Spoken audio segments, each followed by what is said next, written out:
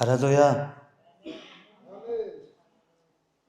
Өчигдөрчөд 12 сарын 6 байсан мэт.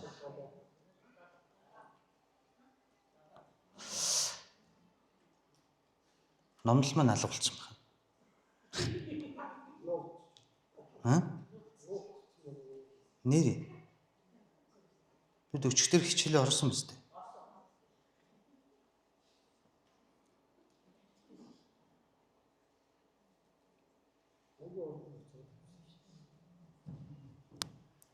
Сарын 6. Сая ярилцаж чиж юм болов? За гараад дахиад.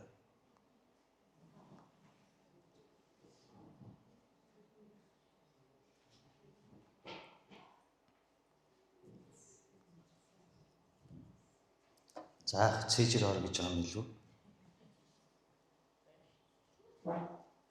Чадах юм чи. За бид нар Йошуа номон дээр явж байгаа. Йошуа номны маш чухал хэсгүүдийг бид нар өнөөдөр хамтдаа үзэх болно. 1-р бүлгээс эхлээд бид нар 12-р бүлэг хүртэл дайны тухай үзсэн. Дайны тухай үзээд 13-аас 20-р бүлэг хүртэл юу орсон? 13-аас 20-р бүлэг хүртэл бид нар газар хуваарлсан байна. Трансёрдон, Сисёрдон хэмээх хоёр газрыг хооронд нь хуваарлсан. Анхны авсан Мосегийн өгсөн газар бол Манасе, Эфраим, Гад овгууд газар авсан. Гэхдээ Манасегийн тал овг нь яг амлалтын газар болох Сисёрдон болохтой зэрэг үлдсэн 12-оос 2.5-ыг хасгаар 9.5 овг. Энийг зөв хэлэхгүй болохгүй шүү дээ. 9.5 овг. 9.5 овг. За бүгдээрээ цээжээр хийлж үзье. Рюбен, Симеон, Юда, Манасегийн тал, Зебулун, Нафтал, Ашер 2 үлдчихлээ. Гад, Биньямин, Йосеф овг. Энэ овгууд нөгөө талдаа газар авч байгаа. Гэхдээ одоо нэг асуудал гарна. Цаг хугацаа юм болохоор цаг хугацаа хүнийг тойрдоггүй. Ямар ч удирдагчид ямар ч хүнийг тойрдоггүй.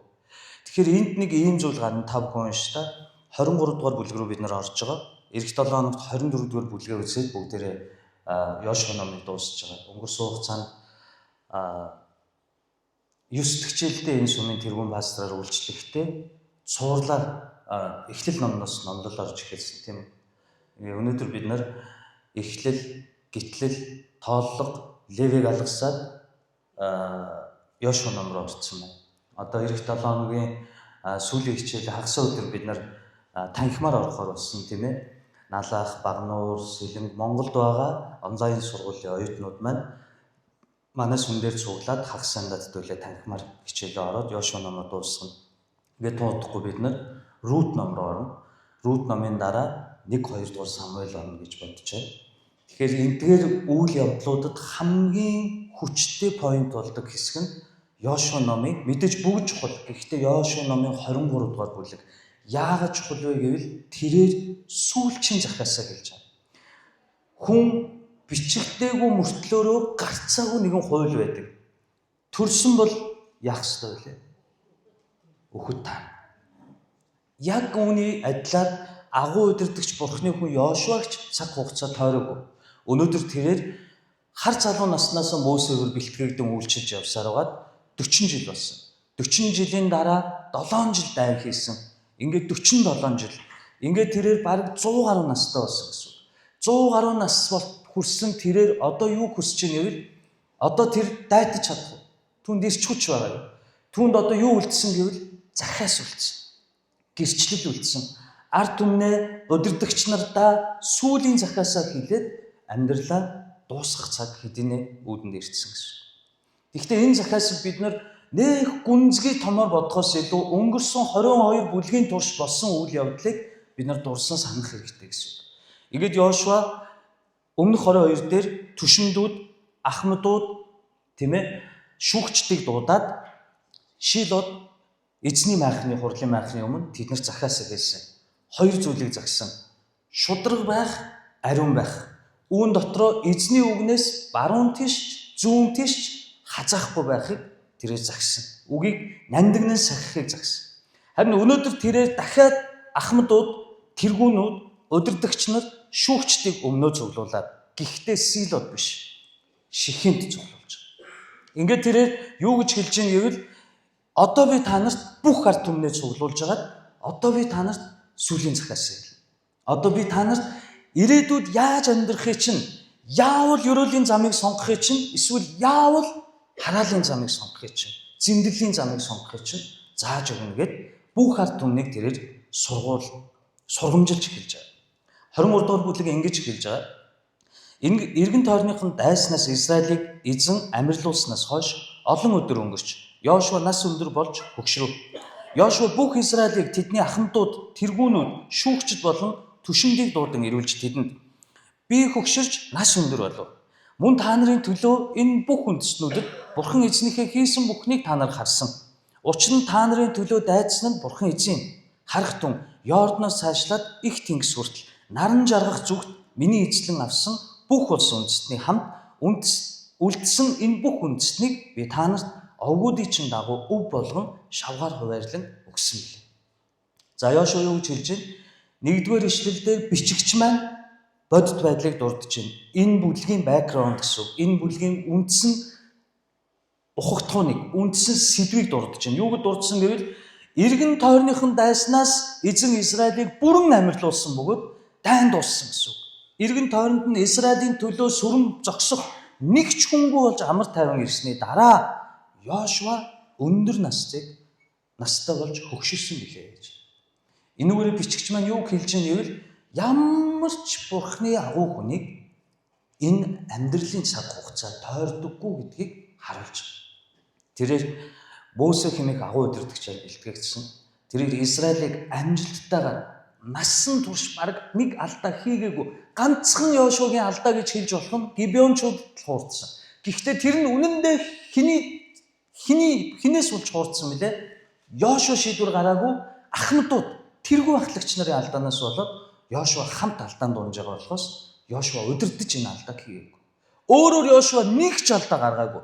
Эзний үгийг үнэнхээр баруун тийш, зүүн тийш хазаалгүй сагсан гэсэн. Ингээд тэрээр хөгшрөнгүүтээ одоо би хөгшрлөө гэд Йошуа Израилийн тэдний ахмадууд, тэргүүнүүд, шүүгчд болон түшиндүүдийг дуудаж ирүүлээд тэдэнд би хөгширч нас өндөр бол. Одоо хин хэлж байна. Эхлээд бичигч маань Йошуа хөгширч нас өндөр болов гэдгийг хэлж өгсөн бол одоо хин хэлж байна. Йошуа өөрийгөө хэлж байгаа. Өөрөөр хэлбэл Йошуа цаг хугацааг хүлээн зөвшөөрч байна. Би өөхөх ёсгүй шүү дээ. Би чинь агуу удирдагч, би Бурхны хүн шүү дээ гэж энэ гарцаагүй амьдралын төгсгөл нь энэ Бурхны хүнд ч гэсэн ирчихнэ. Ингээд Йошуа өөрийгөө хөгширснийг ард түмэндээ хэлээд одоо та нар миний өмнөр би нас өндөр болсон. Одоо би та нарыг урайлан дуудаад сэлэн бариад айхтар дайн хийж чадахгүй. Одоо миний чадах юм гэвэл сүүлчийн үйлчлэл гэвэл би та нарт Захаас хэлнэ. Би 100 гаруй наслахтаа 100 гаруй наснда Бурхны үгийг дагаж явахдаа юу ойлгосон бэ гэдгийг би та нарт зааж өгнө. Энийг та нар сахивал та нар өрөөгдөнө. Эс сахивал та нар харагдана. Энийг та нар мэдчихэв. Тийм болохоор тэрийг сургамжилж байгаа. Тэгээд тэрээр ингэж хэлж байгаа. Мөн та нарын төлөө 3 дугаар зүйл, 4 дугаар зүйлийг харьцуулж харцгаая. Мөн та нарын төлөө их энэ бүх үндэстнүүдэд Бурхан эзнийхээ хийсэн бүхнийг та нар харсан. Учир нь та нарын төлөө дайдсан нь хэн юм гэнэ үү? Бурхан эзэн юм гэж хэлж байгаа. Энэ бүх дайныг хэн хийсэн гэнэ үү? Бурхан эзэн. Гэхдээ Йошуа номонд хязгаар нь өөр. Бүх ном өөр гэсэн түүхтэй. Жишээ нь Рутийн түүхийг та нар харуул Наоми гэдэг эмэгтэйгээс эхлээд бэлэвсрээд бэртэйгээ үлдээд ингээд Рутийн тухай дуусаад хамгийн сүүлд Есүс төрлөөгөө дуусдаг. Есигээс Давид төрөх ёстой. Рут бол Давидын эмээ. Энэ мэтчлэн тухайн ном, тухайн түүхээ өгүүлдэг бол Йошуа ном өмнөх 2 номоо татан дууддаг ном. Йошуа ном юунаас эхэлж өгүүлдэг вэ гэвэл Египтээс гарснаас. Гитлэл номоос эхэлж. Тэгэхээр Йошуа номон дээр өнөө хүртэл дайдсан гэдэг нь зөвхөн Йошуа номон дээр биш. Фараонтой тулалдсан, Египтчүүдтэй тулалдсан нь, Улаан тэнгисийг хуваасан нь, Рефидимийн хаднаас ус гаргасан нь, Мерибагаас ус гаргасан нь, хүрэл могоо унгаасан нь, тахал өгсөн нь, Корагийн ард иргэдийг, Корагийн удмыг ховж тарааж хорон муу үйлдэл, эсэргүүцэл тэмцлийн сүнсний эсрэг газрыг хангаалгасан нь, бүдүүн шувуудыг бүлээн салхиар цохиж унгаасан нь,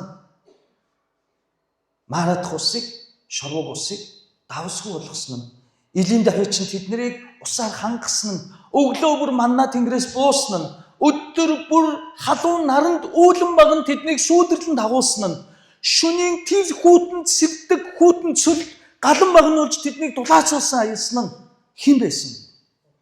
Бурхан байсан юм а гэдгийг Йошуа хамгийн түрүүнд онцолж хэлж гэж. Бурхан байсан юм шиг.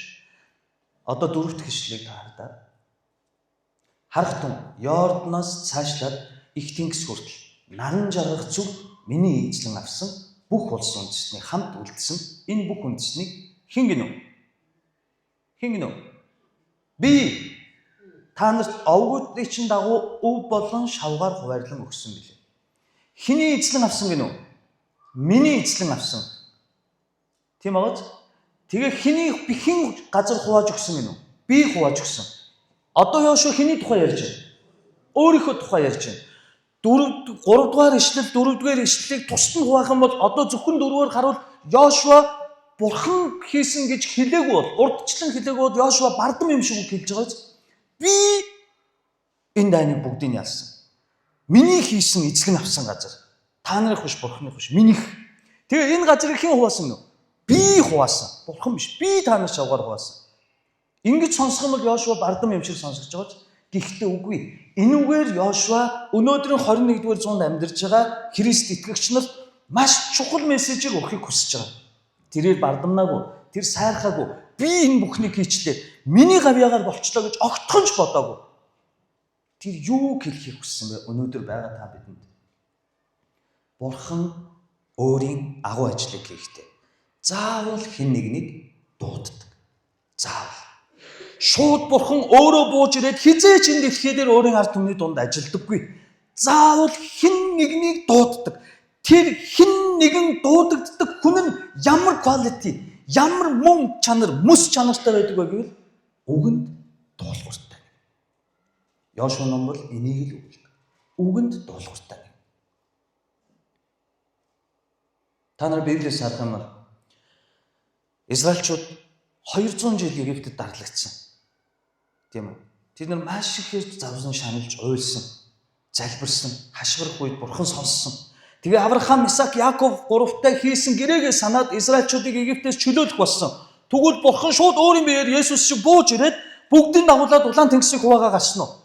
Энэ агуу ажлыг, энэ чөлөөлөлтийн өөрийн ард түмнийг Египт хэмээх асар том гүрний болцлоос бүрэн гүйцэд чөлөөлөхийн тулд Бурхан эхлээд юу хийсэн? Мосе хэмээх Медианы цөлдөх 40 жил ямаа хариулсан ямаач нь дуудсан. Тийм үү? Агуу ажиллаа хийхээс өмнө Бурхан яаж юм? Заавал хэн нэгнийг ашигладаг гэдгийг Йошуа биднийг ойлгосоо гэсэн үгнээс. Энэ бүх ажлыг тийм ээ Бурхан хийсэн юм а. Гэхдээ Бурхан заавал хэн нэгнийг цаашлуул бүр над шиг үгэнд дуулууртай Бурханаас имээдэг хүнийг эхлээд дууддаг. Ингээ Мосег дууддаг. Асчгүй галан дунд тэнгэрэл зогсоод Мосег дууддаг. Мосег дуудаад одоо чи яв. Чи 40 жил ханхуу байсан. Окей, мундаг. Тэ чи хийх гэж чадаагүй. Тэгтээ чи хүссэн. Дараа нь би чамайг Медианы цөлд Зефаротой суулгаад 40 жил энд ямаа хариулсан. Одоо чи хинч биш болсон. Юу ч биш болсон. Одоо чи бүр юу ч биш болсон. Одоо чи надад ашиглагдах боломжтой хоосон сав болсон учраас би чамайг дүүргэнэ. Би чамтай хамт. Ингээд дууддаг. Мосег дуудахад Мосе юу гэж хэлдэг вэ? Би хэн бэ? Нэрээ марттлаа ямаа хариулж үзсэн юм байна. Манартлаа цөлд ямаа хариулсан байгаа. Нэрээ марттлаа хийж шээс. та нар Бурхны зан чанараас нэг зүйлийг маш сайн мэдэж авна. Энийг би яс махаараа мэдэрсэн учраас одоо ч айж амьдардаг. Орчлын ертөнцийн нэг тоос ингээд хийсэд явж байсан чи Бурхан харснаа энийг дэлхий болгож бүтээгээд Адам Явагд хүн бүтээч гэж бүтээсэн. Орчлын ертөнцийг ямар байхад бүтээсэн гэдэг үү? Оргуу хоосноос. Бурхан үргэлж оргуу хоосноос ажиллаа хэлдэг. Хэрвээ та Бурхантай хамт ажилламаар байвал эхлээд та яг Мөсө шиг нэрээ марттлаа оргуу хоосон болж бэлтгэгдэх гэсэн. Иймийн тул Бурхан бидний амьдрал сорилт, зовлон, хаяа зөвшөөрдөг. Та нар Есүс эзнийг загалмай дээр тал өгсөн гэж бодож байна. Тэр бүрэн өгсөн. Тэр загалмай дээр цовдлогчдод хуруунд татхнаад нүдэнийгээр ингээд дэсэн үү? Хялцаад дэсэн үү? Үгүй. Бүрэн өгсөн. Энэ үед Бурхан ажилласан уу? Энэ үед биднийг хангахаар Бурхан ажилласан. Зөвшөөрсөн. Тиймээс та биднийг оргуу хоосон болсон үед орчлон ертөнцийг бүтээгч Бурхан ажилдаг. Түүнээс биш би нямка юм чинь. Би лаг номлодог, би лаг магтан дуу зохиодог, би лаг пастор юм чинь, би мундаг юм чинь, би амбиц карьертэй юм чинь, намайг хүмүүс таньдаг юм чинь гэх үед нямкаг яг нохоо шиг цөлрүүх өгөөд 40 жил тэнд хинч биш болохыг Бурхан зөвшөөрөв. Яг Небухаднецар нэг цүл давьячиж хаад чон нохоо шиг амьдруулсан шиг Бурхан ингэж чаддаг. Тиймээс бид нар даруй байх хэрэгтэй. Хин нэгэн байхаас эмээх хэрэгтэй. Хэрвээ бидний дунд амьд байгаа нь хэн бэ гэвэл гагцгүй загалмай дээрээс дахин амьсан Есүс л амьд байгаа. Харин бид нар хаана байгаа гэвэл бид нар түүнтэй хамт хэдийн цогцлогдоод үхсэн. Харин түүнтэй хамт дахин амьсан Христийн бие. Ийм учраас ийм хүнийг Бурхан агуу ажиллаа гэхдээ дахиад дандаа дууддаг. Мөсө нас бардаг. Гэтэл Канааныг эзэлж амжаагүй, орчж амжаагүй, хөлөөж тавьж амжаагүй байхад Бурхан за одоо Мөсө нас барчлаа. За би буугаад ирлээ. Одоо би өөрөө та нарыг дагуулхаас Мөсөгүй болцсон юм чи одоо намайг дагаад гэж хэлсэн үү? Дахиад яадгүй. Дахиад нэг нүгнийг дууддаг. Тэр нь Йошуа. Бурхан өөрийн ажлыг заавал хэн нэгнийг дуудаж. Израильд гонигийн мессеж, шийтгэлийн мессеж өгөхөр бас. Та нар Баалд мөргсөн. Та нар завхаасан. Та нар намайг үл тоосон. Та нар энэ амьдралын баяр багталтаа сэтгэл ханамжтай болсон. Та нар намайг биш мөнгө төгрөг өмч хөрөнгө нэг алдар хөөс учраас би та нарыг талын чинь Бабилонд, талын чинь Асифт боол болгон өгөх болно. Та нар боолын боол болох болно гэж хэлэх гонигт мессежийг хэлэхдээ уурандаа Тэнгэрээс шууд Бурхан буугаад ирсэн үү? Энэ үгийг, энэ чухал мессежийг Израильд хэлэхдээ Бурхан яасан? Дахиад нэг хүнийг дууддаг. Иремьяг. Яагаад өөрөө шууд хийчихдэг юм бол? Яагаад гэвэл тэр хүнтэй хамтарч үйлчлдэг. Ямар хүнтэй гинөө? Үгэнд дуулууртай нэгэнтэй. Ингээд Иремьягийн нүдийг өөрөө хилдэг. Би хоёр нүдээ нүх болтол уйлдан гимшлээ гэж хэлдэг. Иремьяг ингэж гимших үед, ингэж даруусаж хов хоосон болох үед Бурхан одоо Иремьяч болсон. Одоо миний үгийг Израильчуудад хэл. Исаяг дууддаг. Тэнгэрт эцэггүй ариун сүнс ариун гурвал цуглаад юу гэж хэлдэг вүлээ? Өмнө нь улаан цай Исая байсаар байтал, ор шууд дотор байсаар байтал бидний төлөө хэн явах вэ гэсэн. Намайг явуулаач. Намайг явуулаач. Би яв. Яаж вэ? Дахиад Бурхан хэн нэгнийг дуудаж. Ингэж Бурхан ажиллаж байгаа. Энэ дэлхийг аврахтаач Бурхан Есүс Христийг хүний биеэр авчираад мөн дуудсан. Ямар хүнийг гэнэ? Үгэнд дуулууртай. Үүнийг ойлгуулахын тулд Йошуа 4-р ишлэлдээ би миний эзэлсэн газар бөгөөд би та нарт газар хувааж өгсөн гэдэг ишлэлдээр өөрийгөө хэлж байна. Яагаад өөрийгөө хэлж байна гэвэл та нар Бурханд ашиглагдмаар байвал, ирээдүйд та нар Бурхантай ойрхон баймаар байвал над шиг бай гэж хэлж байгаа. Над шиг бай гэж хэлэх зохистой нэг учраас энэ үгийг хэлэхэд нь Бурхан уурсахгүй байгаа. Зохистой учраас. Тэр буруу зүйл хийсэн. Тэр алдсан. Гэхдээ тэр гимшдэг байсан учраас. Тэр уучлалгүй чаддаг байсан учраас. Бид нар бодохдоо уучлалгүй нь буруугаа хүлээн зөвшөөрнө гэдэг нь доошоо орно. Хинч биш болно. Сул дорой харагдана гэж боддог бол би та нарт хэлье. Бүгд над руу хардаа. Хизээж хулчгар хүн буруугаа хүлээж чин сэтгэлээсээ уучлалгүйж чаддаггүй юм. Аймхаа учраас.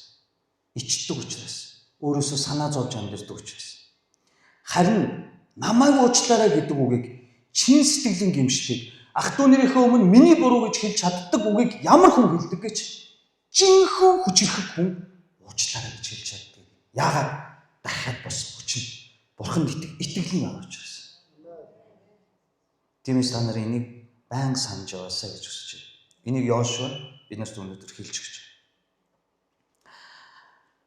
Цаашаа Йошуа 5-аас харах юм бол ингэж байгаа. Та нарын бурхан эзэн өөрөө тэднийг өмнөөс чинь тун гаргаж хөөн зайлуулах ба бурхан эзний тань та нарт амласан ёсоор тэдний нутгийг та нар эзэмших болно. Ийм Мосегийн хуулийн ном бичигдсэн бүгдээс баруун тийш зүүн тийш хазаалгүй цүмийг нь бат сахин биелүүл. За яаж вэ? Энэ үг анх хэзээ гарсан? Санаж байна уу? Йошуа ном эхлэхэд Йошуа 1:8 дээр энэ үгийг хэн хэлсэн? Мосе үхэд Израильчууд яахаа мэдхээ байгаад Йошуа залуу удирдагч би Мосе шиг удирдах чадах болов уу гэд айгаад залбираад гайхаад байж л бурхан өөрөө Йошуатай нүүр тулан уулздаг. Тэгээд миний зарц Мосе нас болсон тул одоо чи миний ард түмнийг удирдана. Чи тууштай бөгөөд зоригтой бай. Гагцгүй. Мосегээр дамжуулан миний чамд тушаасан хуулиудаас Библийн үгнээс баруун тийш зүүн тийш бүү хазаа гэж. Ингэж Йошуа ном ихэлсэн бол одоо энэ үг давтагдаж байна. Энэ юу мэдрүүлж байна? Өндөрлж байна гэсэн үг. Ихэлснээр өндөрлж. Би хазаагийн тухай хэлсэн. Миний үгнээс баруун тийш зүүн тийш бүү хазаа гэдэг үгийг олон итгэгчнэр ингэж ойлгодог. Энийг явж байна. Ингэж явж байгаад шууд ингэхийг хазаах гэж байна. Уучлаарай энэ чинь далих гэсэн. Далих гэсэн. Зөрчин гэсэн үг. Хазаах гэж юу гэсэн үг гэж? Ингэж явж байгаад жоохон гуйлс хийгээд буцах гэж. Ойлгож байна. Миний үгнээс бүү хазаа гэж Йошуад хэлэхдээ Йошуа өөрт нь чин сэтгэлээсээ итгэгч байсныг бурхан мэдж байгаа юм. Чин сэтгэлээсээ өөрийг нь хайрлаж байгааг мэдж байгаа юм. Чин сэтгэлээсээ өөрт нь үйлчилж байгааг мэдж байгаа юм. Чин сэтгэлээсээ өөрөөс нь имэж байгааг мэдж байгаа юм. Зүрхийг ширтэгч цус ДНК-гийн чүмгийг нэгт харж тэр мэдж байгаа. Гэхдээ яагаад хазаа гэж хэлж байгаа? Яагаад гэвэл гуйж дайвахгүй. Яагаад гэвэл энэ хамгийн аюултай дайсан учраас. Хазаа гэдэг нь Бурхны үгийг огт үл тоож зөрчих гэсэн утга биш. Хазаа гэдэг нь еврей хэлэн дээр миний үгийг дулдуудаж өөртөө ашигтайгаар бүү өөрчил гэдгийг хэлээд байна. Библиэлд тамхи татж болохгүй гэсэн ишлэл байхгүй шүү дээ. Яа тий. Библиэлд караоке орж болохгүй гэсэн ишлэл байхгүй шүү дээ. Яа тий. Библиэлд ч арх ууж дарсан буу согтуурл гэдэг болохоос бит ууж болохгүй гэж хэлээгүй шүү. Илч Паул хүртэл маркет төлөө луухад хэлэхдээ би ч юм байгаа бол оройдоо нэг аяг улаан вайн нуугаарай гэж хэлсэн л гэж шүү. Гэл иримгүй дарстаад, сархтаад, архитаад явдаг христчид, сүмч болгон, ахлагч удирдагч, пасторууд ч байдаг. Энийг юу гэж хэлдэг вэ гэвэл бүү хазаа. Бурхны сүмийг бүү бузгал гэсэн бол бүү бузгал. Амиа хорлогч хүртэл хүний амьд хүрсэнтэй ижил гэж хэлсэн бол би уушга эрүүл мэндэ гимтэн байж арх тамхи бузар муу садар самуу бэлгийн замын бузар өвчнүүдээр энэ махан бие Бурхны өгсөн майхан сүмийг бузруулж амьдрах нь зөв. Дуурахгүй хүмүүс нь зөв гэж бодож байна. Зөв. Тэгвэл энийг битгий хазаалгаж гуйлаад гэдгийг хэлж байгаа. Үгүй ч үгүй бай. Заа чин заа бай. Итгэл чин халуун бай. Итгэл чин бүү бүлээн бай. Битгий хүүхэнч биш, халуунч биш бай. Энийг би дахин биднэрт хэлдэг шээ. Бурхны хүмүүсийн заа үгүй нь үгүй бай. Иннээс бусд нь ямар гэж хэлсэн? Муу нэгнээс, ёрой нэгнээс гэж хэлсэн. Энийг хазаалгах гэдэг. Хазаалгах. Ямка пастора та ийм буруу хийгээд байна шүү дээ. Та энэ дээр алдаатай хандаад байна шүү дээ. Энэ дээр та буруу яриад байна шүү дээ. Та сүмийн санхүүг хамаагүй үрээд өөртөө хувьдаа ашиглаад байна шүү дээ. Та сүмийн эд агуурсыг өөрийнх юм шиг ашиглаад хувьдаа завшаад байна шүү дээ. Та бидний өргөл тайлан тавихгүй байна шүү дээ. Ямка пастор та арх уугаад байна шүү дээ. Ямка пастораа та худлаа яриад байна шүү дээ. Ямка пастораа та хов зөөгөөд байна шүү дээ. Ингэж хэлэнгүүт дараагийн бүтээсэнд нь Ямка Тодлого номны 12 дугаар бүлгээр номлол ордог. Мөсө хариумцтай эмэгтэйтэй суусан. Мөсө буруу юм хийсэн. Гэхдээ Аарон Мириам хоёр Мөсөг шүүх үед Бурхан ирээд Мириам хулганы өвчтэй, уйман өвчтэй болжээ. Өдөртөгчөө шүүж болохгүй шүү. Энэ яаж вэ? Би Библийн үгийг хазаалгаж өөрт ашигтайгаар ашиглаж хэрэглэж гин гэсэн. Энийг хэлээд байгаа. Йошуа чи надад итгэдэг, дагдаг, имээдэг үнэн. Гэхдээ миний үгнээс баруун тийш, зүүн тийш бүх хазаа гэдэг нь өөртөө ашигтайгаар үгүүд өрөөл бусдад буруугаар далдлах гэж өрөөл бусдын өмнө ямар нэгэн байдлаар намайг буруу дали битгий хазаалгад тайлбарлав. Яг л 7 тунгаагцсан шижир авт шиг яг л Библийн үгийг байгаагаар нь тайлбарлав.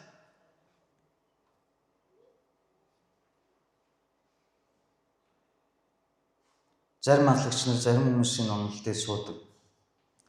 Хаяа би жоохоо ядраад суухаар би шууд хэлэх үү. Би онгой сонсох гэж эзний өдөр ирээгүй ш. Онгой л хүн инээлгээл. Үгүй бол би ойлгох гэж эзний өдөр ирээгүй байхгүй. Ойлаач зүгээрээ гэт. Номлоод сонсож байгаа хүмүүс нь ойлж байгаа бол өөрийгөө лаг байна гэж бодох гээд. Үгүй бол би эзний өдөр тэр нэг номлогч ахлагчийн тэргүй ахлагчийн эсвэл пастрын тэр хүний хувийн амьдралыг их нэртэйгээ яаж харьцдаггүй ямар гоё ариун ямар мундаг лагийн гэдэг түүхийг сонсох гэж ирээгүй шүү дээ. Бид нар яах гэж энэ цугладгийг? Эзэн бурхнаа хүндэтгэн өргөх гэж, түүнд алдрыг өргөх гэж, түүнийг таньж мэдэх гэж, Библиэс сурах гэж ирдэг болохоос та нар миний амьдралыг намайг шохоолохж, намайг сонирхож ирдэг юм. Үгүй үстэй.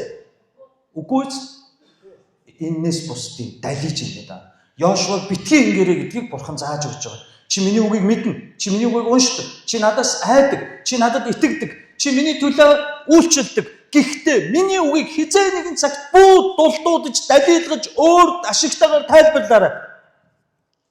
Чи буруу хийсэн бол миний үгийн цензурээр гимшээ. Чи алдсан бол уучлалтгүйж гимшээрэй. Ингүүл би бүх цагт чамтай хамт байх болно гэдгийг Йошуа Бурхан зааж өгч. Энэ үгийг одоо хэн Израильчуудад зааж? Йошуа Израильчуудад тайлбарлаж өгч байгаа байхгүй юу? Одоо анх өөрийг нь Бурхан энэ үгээр дуудаад тэр үнэхээр хазаахгүй хичээж явсаар байгаад одоо 100 гаруй настай тэрээр одоо сүүлийн захаас ард түмэнд хэлэхдээ анх залууд нь өөрийг нь дуудсан Бурханы үгээр захиж өгч байгаа. Юу гэнэ? Иймд Мөсегийн хуулийн номд бичигдсэн бүгдээс баруун тийш, зүүн тийш, огт хазаалгүй цүмийг нь бат сахан биелүүл. Та нарын дунд үлдсэн эдгээр үндэстэнтэй хутгалдалгүй, тэдний бурхтын нэрийг дурддалгүй, тэднэр тангарлалгүй, тэдэнд үйлчлэлгүй, тэдэнд мөрөглгүй байна. Энэ 21-р зуунд ямар хамаатай ингэ та бодож байна? Та нарын дундх эдгээр үндэстэнтэй хутгалдалгүй гэдэг нь миний ард түмэн өнөөдөр 2025 онд амьдарч байгаа та нар 26 оны босгон дээр байгаа та нар дэлхийн хүмүүстэй бүх хутгалт гэдгийг зааж өгч. Комисс орж байна, янз бүрийн шалгалт шүүлэг болж байна, ямар нэгэн ажил амжуулах чинь, имлэг домлогоор явж байна. Уяах тэ эмчиг нь хармаа нэг набор нэг шоколад хийгээл нэг 50 цастай хийгээл тэгээд гялцуулчих л да. Эмчнэр нь ч аваа сурцсан, хүмүүс нь ч өгөө сурцсан. Бүх хүмүүс ингэж болж байгаад би яагаад болохгүй гэж бүү дултууд, бүү хазаа гэж байгаа. Дэлхийн хүмүүстэй бүү хутгалт бүгдээрээ л энэ дээр нь тэр өгдөг хідэн цаасан дарагд нь өгөөл зөвшөөрлөө авч л байна шүү дээ. Яагаад болдгоо бүгдээрээ тэгж яхад би манайс юм бид яагаад болохгүй гэж хэлж ихэлсэн тэр цагаас Ямка хазааж байна. Бурхны үгнээс хазааж дулдууд чинь болж байна. Та намайг таньдаг хүнгүүдээ, мэддэг хүнгүүдээ, хүчгүүдээ бүтэн 3 жил комисс барилга өгөх гэж зовсон гэж бодож байна. Цагийн сайхан би энэ сүмэс 10-20 дахин том байшин 2-3 хоногийн дотор комисс өгч ирсэн. Хазаасан байсан. Би 2 нүртэй байсан. Гимшдэггүй байсан.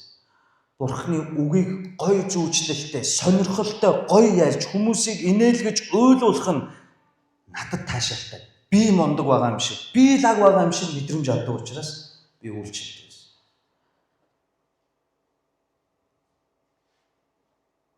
Харин одоо юу ч наалтахаар бодож байна. Түр би Мөсег шоолсон шиг өөрийгөө ч одоо би орой болгон аав би хэн бэ гэж асуув. Бурхан оргуу хосноос ажилтдаг гэдгийг бид намагт санах хэрэгтэй. Нөгөөтэйгөр тэднэр тангаргалж, тэдэнд үйлчлүүлж, тэдэнд мөргөлгүй гэж. Энэ юуг хэлж байгаа юм гэвэл Бурханд Баалд харь үндэстний шашинд мөргөх нь ямар ашигтай юм гэдгийг зааж өгч байгаа. Би та нарт ялгааг нь хэлж өгье. Би шашин хоорондын тэмцэл ярихгүй, ялгааг нь хэлж өгье. Би завхарсан. Эхнэр нөхрөө хараар нь тавьсан. Хулгай хийсэн. Улс их орноос луу өртсөн. Магадгүй зарим үед хүний амьд хүрсэн ч гэж магадгүй. Хүн бүжигдсэн.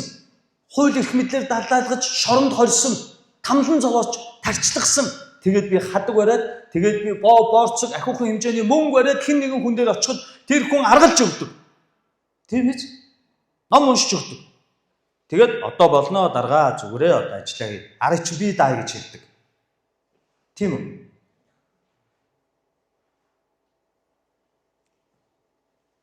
Ганд яага бая. Моск яага бая. Бөөнөр яага бая. Бүгд аргалж өгдөг. Харин Библи хизээч биднийг аргалдаггүй. Уучлаарай шүү. Аава би пастор шүү дээ. Би нэг хайлт караоке ороо завхаарчлаа. Үйлчлэлөө гимш.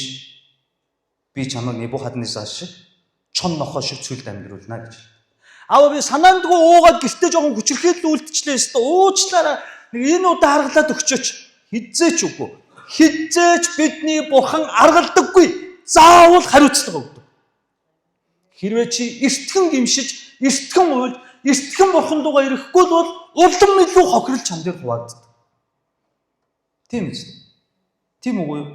Ялгаа байна энэ хон.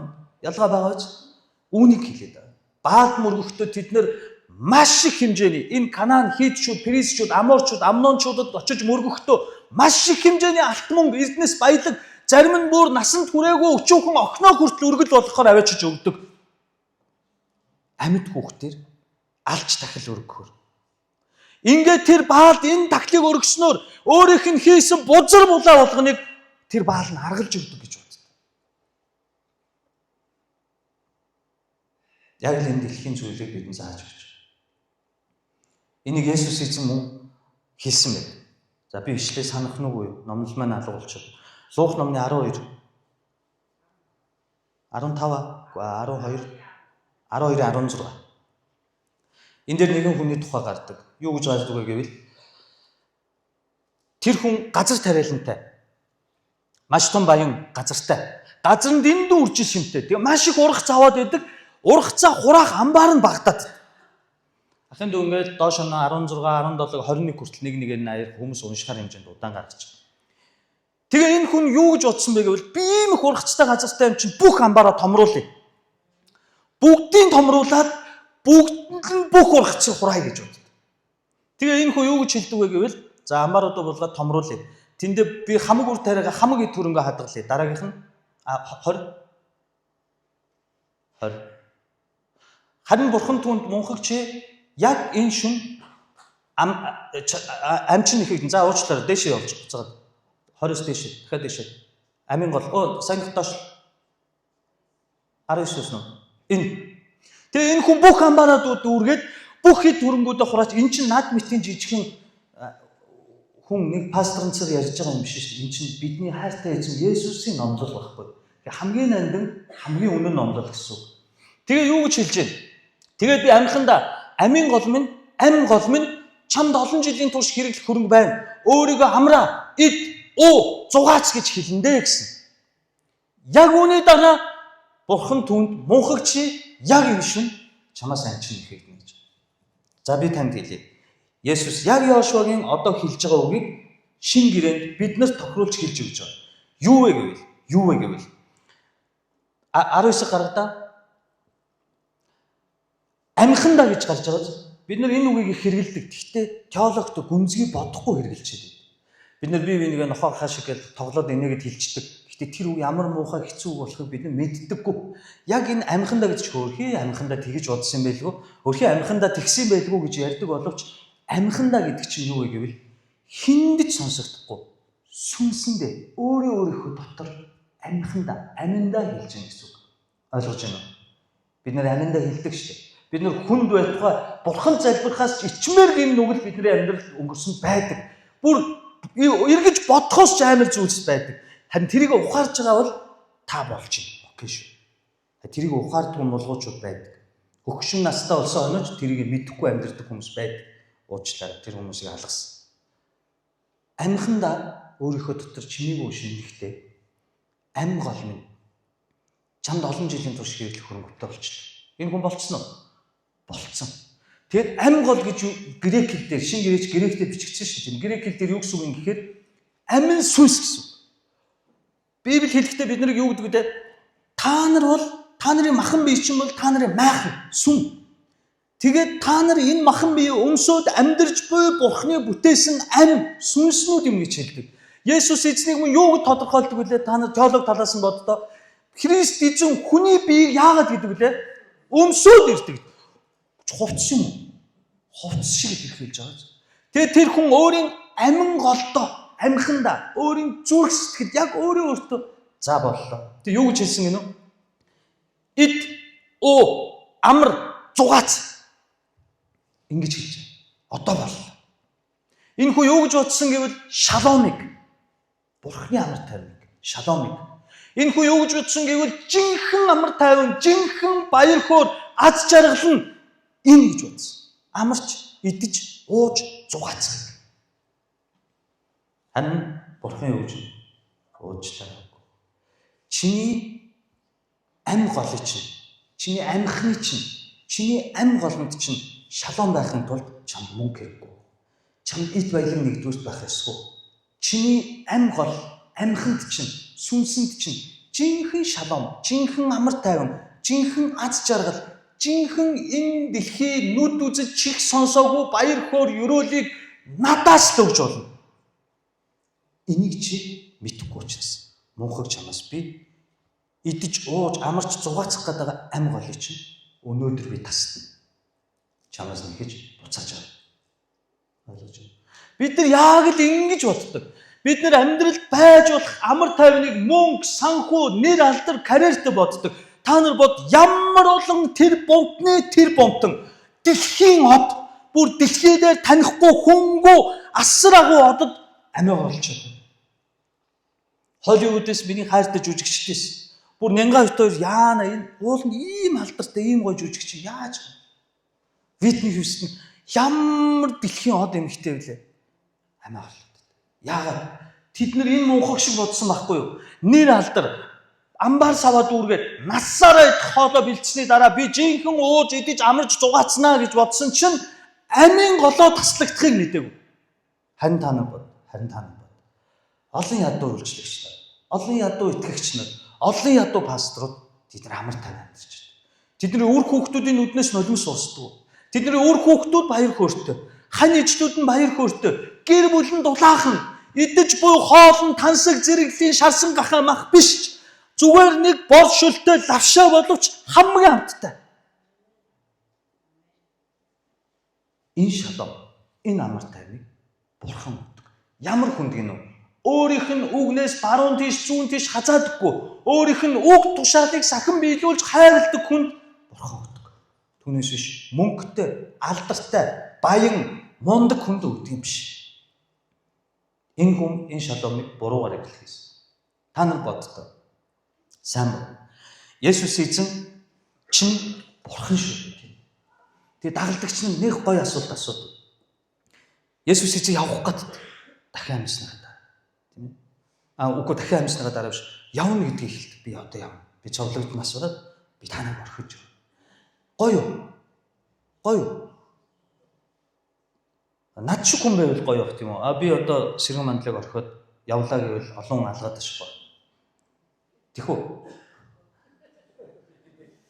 Есүс эзэн явах гэдэг. Тэг хүмүүс юу гэдэг вэ? Дагалдагч нар яа би зөндөө юм асуумаар Есүсээс Надад боломж байхгүй л дээ. Тэгэхээр дагалдагч нар миний хамгийн их бодож ирсэн юм асуудал. Бурхан минь та явал явсны чинь дараа тантай бид нар яаж харьцах юм? Танаас юу гэж гуйх юм? Үгүй маань хэл үгүй маань заагаад өгөөч гэдэг. Гоё үг байгаа үстэй. Шудраг мэдхгүйгээ асууцсан юм дээр байхгүй юу? Мэддэг царайснаас мэдхгүйгээ асуугаад гуйцсан. Тэгсэн чинь Бурхан эзэн Есүс эзэн өөрөө юу гэж хэлдэг вэ?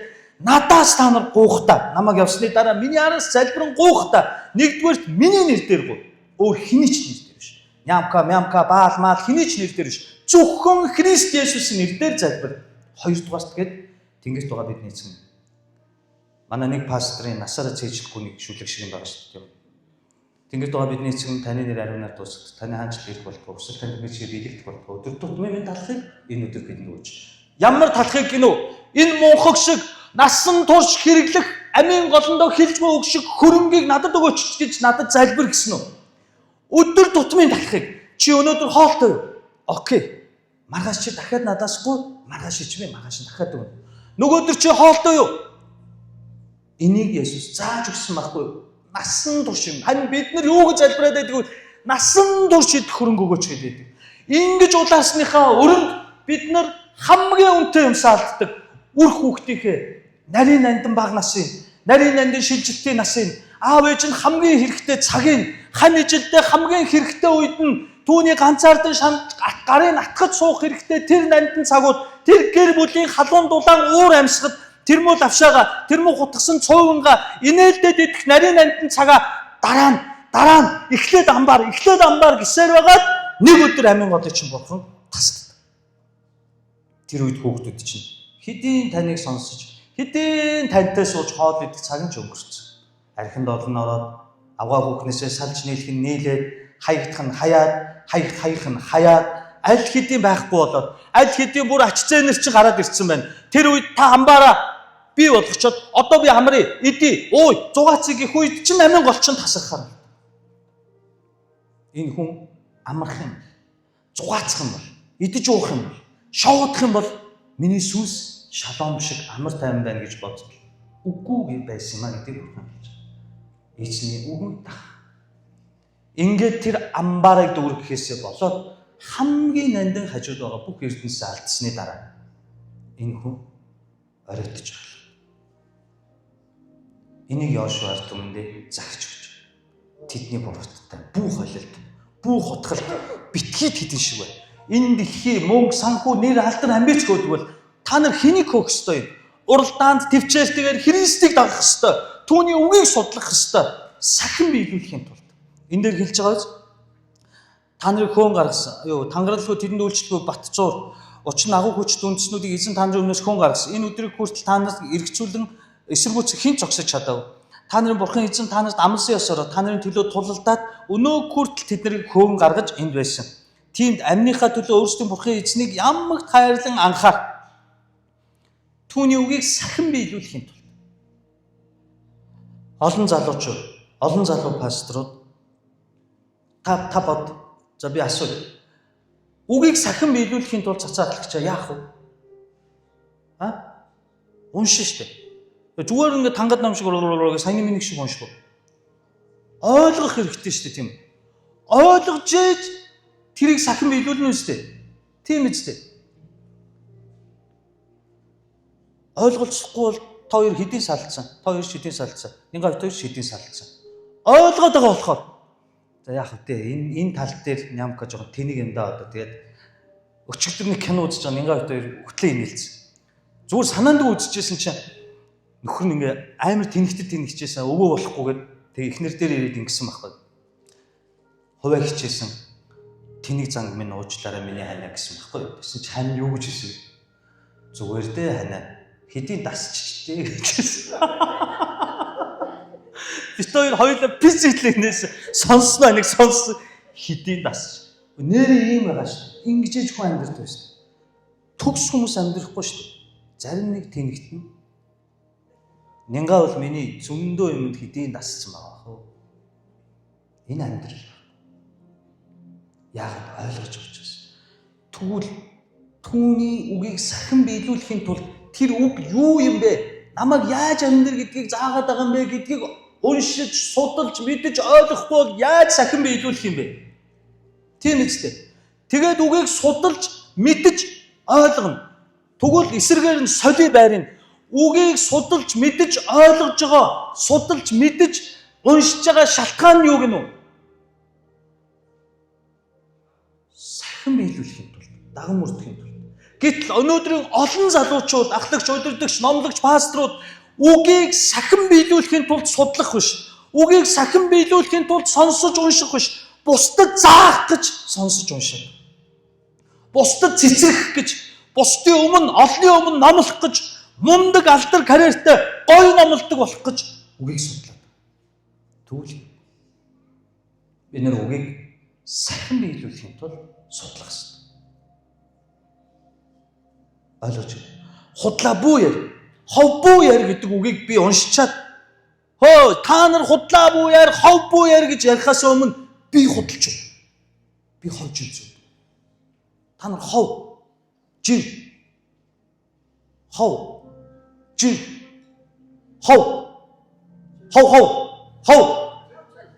хов дуутай хандлаад ирдэг тэр юу юм? Нохоо. Юу юм? Нохоо шууны хэлээр битээ яриад хүний хэлээр яри гэж хэлж байгаа. Амен уу? Бурхан бол бурхан. Түүний үг агуу. Тэр ариун нандин агуу хүлгэн судрыг яах ёстой? Бид нэр судлан мэдэх ёстой. Зорилго нь юу юм? Заахын тулд цэцрэх гэж, гоё ярих гэж үү? Үгүй. Даган биелүүлэхийн тулд, сахин биелүүлэхийн тулд. Тэгвэл бурхан яана гэсэн би? Өөрийн агуу ажлыг хийхдээ яана гэсэн? Ийм хүнийг дууддаг. Мосег, Йошуаг, Еремияг, Хосеяг, Исаяг, Амосыг, Малахиг, өөрийн хайртай хүмүүсийг тэр ингэж дууддаг. Хорт могоо удам намайг уучлаач гээд эргээд хуучин амьдралдаа загасч юм болсон Петрийг тэр дуудсан. Яагаад гэвэл Петр хоосорсон, урвсан, урвагч гэдгийг мэдсэн, мөн чанараа таньсан. Энэ бол амьдрал. Энэ бол Бурханы хайрладаг хүн. Бурхан өөрийн ажлыг заавал хэн нэгнээр хийдэг. Гэхдээ тэр хэн нэг нь та байх болтгоо гэж өрөө. Ямар мөн чанартай та байх ёстой вэ? Үгийг дагдаг, сахин биелүүлдэг, судалдаг, үгэнд хайртай нэгэн байвал нэг л өдөр Бурхан таныг дуудана. Тэр өөрийн агуу ажлуудыг хийнэ.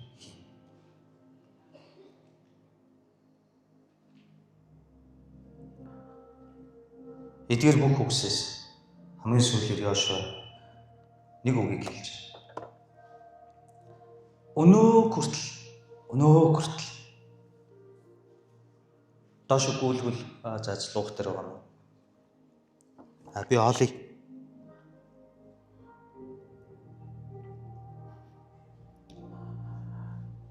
Өнөө хүртэл тэрээр та нарын өмнөөс тулалдсан. Өнөө хүртэл Бурхан, өнөө хүртэл. За еврей хэлэнд өнөө хүртэл гэдэг ямар утга агуулгыг би тайлбарлаад өнөөдөр хамт залбирая. Лана пастор хэдтэй лээ? 63. Би 43. Надаас 20 ах юм биш.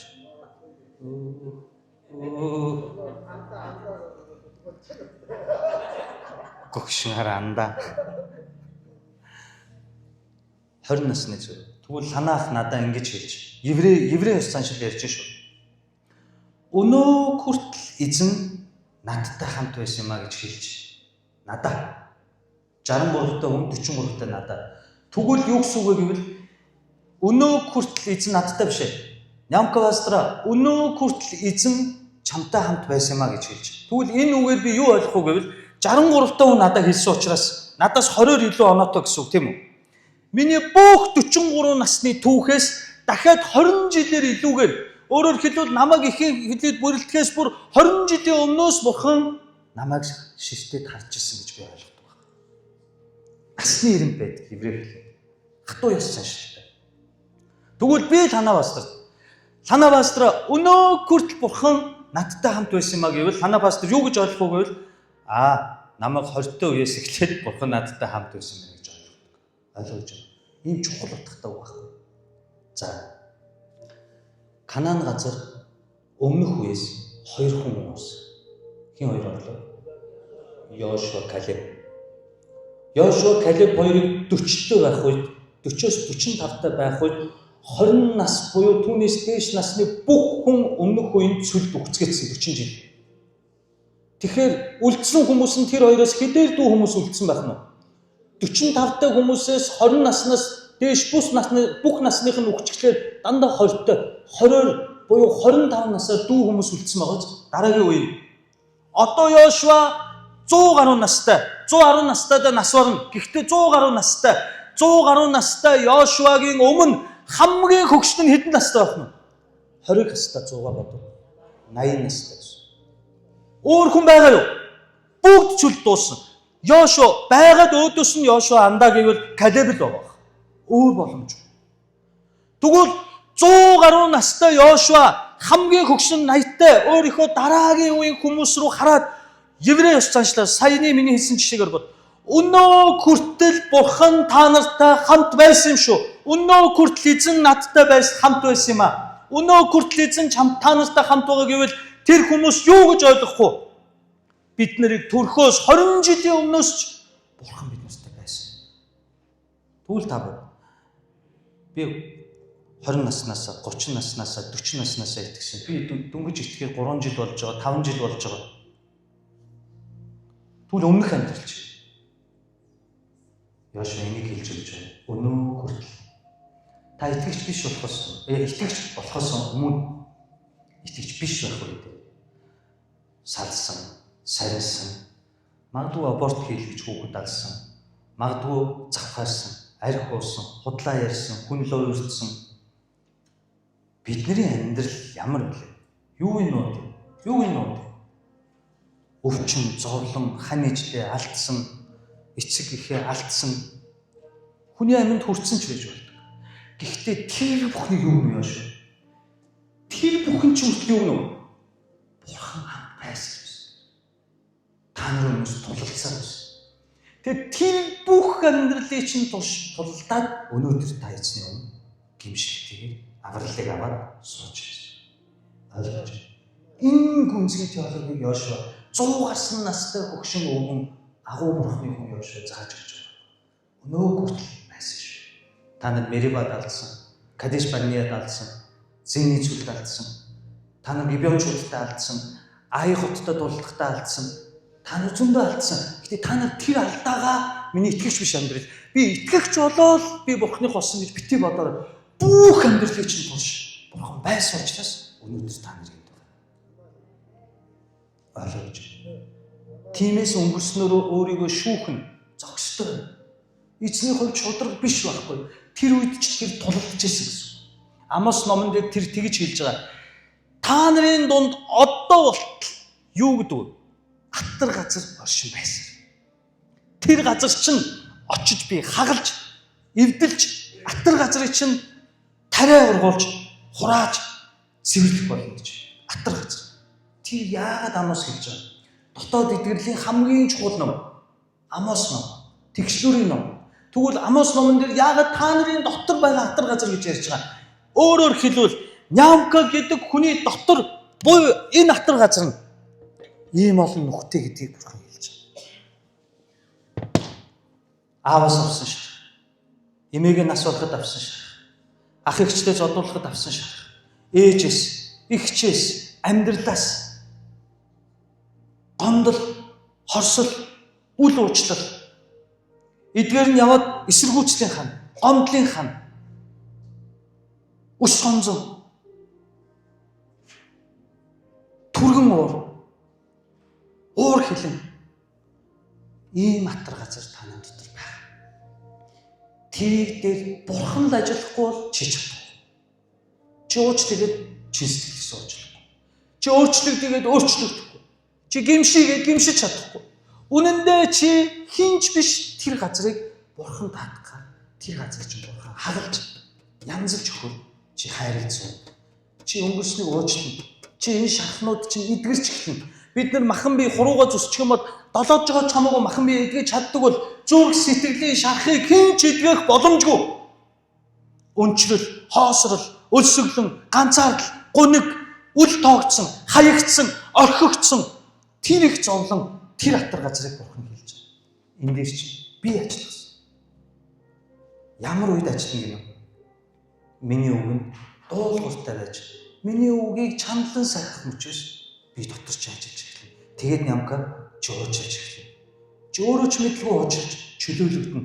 Энэ муухай гомдол, хорсол, занал, шарах, сорив, энэ хорон үг, энэ бузар булай зүйлс, энэ шарах сорив, энэ гүнзгий дотор чинь би эдгэрэл явуулаад ирэхээр чиний амьдрал байгаа тэр хараалж чаддаг тэр бузар булай гинжүүд тасарна чи чөлөөлөгдөн. Энийг би л хийж чадна. Хэрвээ та нар миний үг сахихгүй бол би энэ хатар газар чинь ажиллахгүй. Ажиллахгүй бөгөөд Бурхан ажиллахгүй бол юу болно гэж хэлсэн. Нэг буцаад Исаяар тавьчих болдгүй юм байна.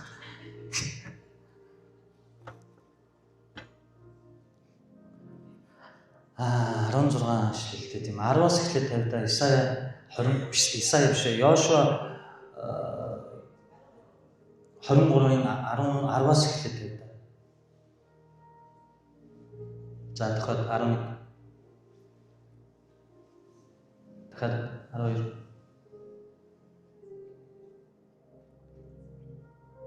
13 за та нарын Бурхан эзэн эдгээр үндэстнүүдийг өмнөөс чинь хөөн зайлуулахаа болно гэдгийг бат мэдтэн. Харин Бурхан эзний та нарт өгсөн энэ сайхан нутгаас та нарыг мөхөж үгүй болтол энэ үндэстнүүд та нарт өрх ба занг, нуруунд чинь ташуур, нүдэнд чинь өргөс болох болно. За сайн сонс. Сүүлийн удаа залхаагүй тэр хатар газар Бурхан өөрийн үгэнд дуулуургүй хүмүүст ажиллахгүй. Энэ Ямкагийн зүрх сэтгэл, шарах, сорив, үл уучлал, ганцаардал, үл тоол, өс хонзон, уур хилэн, түргэн уур, хорон үгс, бусдыг заавал чадчихэж салдаг тэр заваан зан чанар, бузар муу шарах болгон энд байгаа. Хэрвээ үгэнд дуулуургүй байвал энэ хатар газар Бурхан ажиллахгүй. Энд байгаа тэр бузар булагийг чинь хөөн зайлуулахгүй гэж хэлж байгаа. Тэгэхээр миний энэ шарах, үл уучлал, үл хайрлах, хүмүүсээс хүлээн зөвшөөрөгдсөн, ганцаардсан, бусдаар хайрлагдсан, хүндлэгдсэн шунал тачаад энэ бузар булаг Бурхан хөө зайлуулахгүй бол энэ зүрх сэтгэлийн хандлага чинь Нямка чиний амьдралд мөхөл төрөх, энэ нутгаас хөөгдөх мөхөл болно. Халиж миний ишлэл тавьж. Энэ үндэснүүд өөрөөр хэлбэл өнөөгийн бидний зүрх сэтгэл миний амьдрал өрх ба занг болно. Ямар өрх гэж их нэрийн сэтгэлээсээ харилж чадахгүй. Ямар өрх гэж хин нэгнийг байнга үзэн ядаж өс санаастай үл уучлаастай. Ямар өрх гэж түргэн уур, түргэн ам, хорон үг энэ нь гэр бүл маань нөлөөлж миний амьдралын өрх занг болно. Миний үйлчлэлд нөлөөлнө, миний үгэнд нөлөөлнө, миний амьдралд нөлөөлнө. Энэ юу юм? Сүнслэг өрх занг болно гэж. Тэгээд цаашлаад нуруунд чинь ташуур болно. Ямар ташуур болох юм? Нянга намайг хаяа. Хүүхдүүд маань өнчнө. Би ганцаараа үлдэнэ. Үл уучлснаас болж өөр хүмүүстэй өс зангидна. Харилцааны үл ойлголцлууд бий болно. Энэ ташуур өвдөн. Энэ олон дотор Бурхан ажилладаг.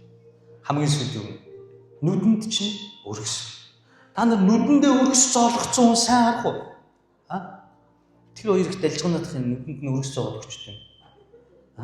Сайн харах уу? Нэмхий ахлагч бол сайн мэдж байгаа тийм. Амар тийм.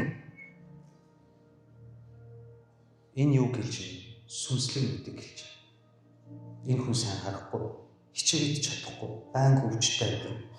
Ямар үед үгэнд дуулуургүй байснаас болж Бурханд орхигдсон хүний зүрх сэтгэлд харин үндэстнүүд, баалын шүтэн, үл ойлголцол, ганцаардал, үл уучлал, түргэн уур, түргэн зан авир, эсэргүүцэл, гомдол, гологдлын ханнууд үл эдгэрэх бөгөөд энэ ханнууд нь тэр хүний зүрх сэтгэл сүмсэнд ажилласнаар тэр хүн Бурханд бүрэн гүйцэд ашиглагдахгүй бөгөөд энэ натар газрууд нь тэр хүний амьдралд өрх зан болж, үйлчлэлд нь өрх зан болно. Тэр хүний нүд сохно, сүнслэг нүд нь муу учраас тэр үннийг олж харж чадахгүй. Үннийг олж харж чадахгүй учраас үнний үгийг үннээр сахиж чадахгүй.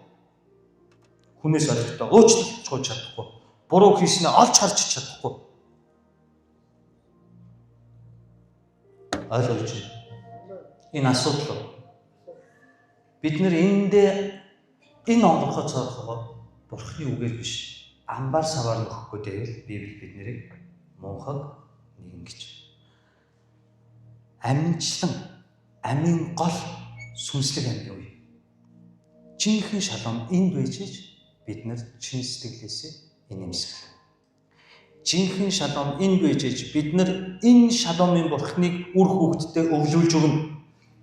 Амбар сав, байр сав, машин тэр биш. Энэ шаломын Бурхныг газар нутагтай, аттар газаргүй зүрх сэтгэлтэй, цэвэр итгэлтэй үр хүүхдэд өвлүүлж өгсөн тэр цагт Соломоныг тэр агуу мэрэгэн хүн бүр өмнө нь байгаагүй хойш байхгүй агуу мэрэгэн хүн Баалын өмнө сөгтөхөд тэр бузар булааг хийхэд Бурхан олонтой эцэг Давидын санаад Соломоныг өршөөсөөр байсан шиг. Танаас хойш таны өнөөдөр урсгасан нулимс, танаас хойш таны өнөөдөр үлдээсэн сайн гэрчлэлүүд, танаас хойш таны өнөөдөр хичээж буй сайн үйлчлэлүүд, танаас хойш таны өнөөдөр Бурханд хайртайгаар цохилж буй зүрх чинь ирээдүйн хойч үеэдий чинь алдаа мадаг бүр дээр Бурхны уучлал нэгүсэл буух агуу баг болно. Ийм үгийг эзэмшигч, ийм сайн гэрчлэл агуу үгийг үлдээгч түүний хайртай хөвгөд охид байх болтугай гэмээр эзний нэрээр юрөөж. Тэр хамтдаа залбирэн гоцгоо.